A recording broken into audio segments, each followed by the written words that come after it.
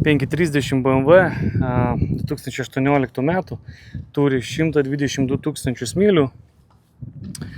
Spalio 16 aukcionas, parsiduoda draudimo kompanijos. Rūda tokia metaliko graži spalva. Turi šviesų saloną. Čia jau patrintas gerokai, gražią apdailą. Šviesų salonas, juodos lubos, liukas. Sėdynės truputėlių, viena sėdynė bent jau matos, kad jau tikrai išsėdėtų. Žiūrėkit, atlošas galvoj koks.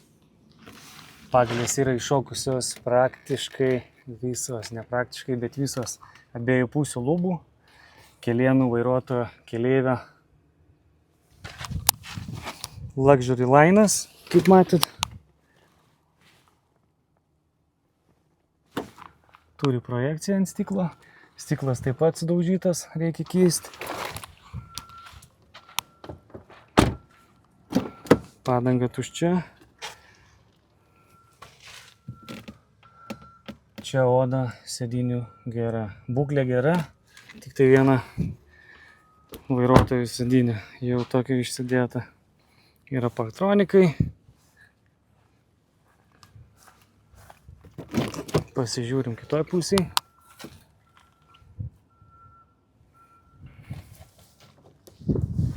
Daugiau didelių pažeidimų nematau. Čia irgi ištrinta. Bet šitą pažiūrėkit sėdynė kaip nauja. Realiai priekinė tik labai stipriai aptrinta.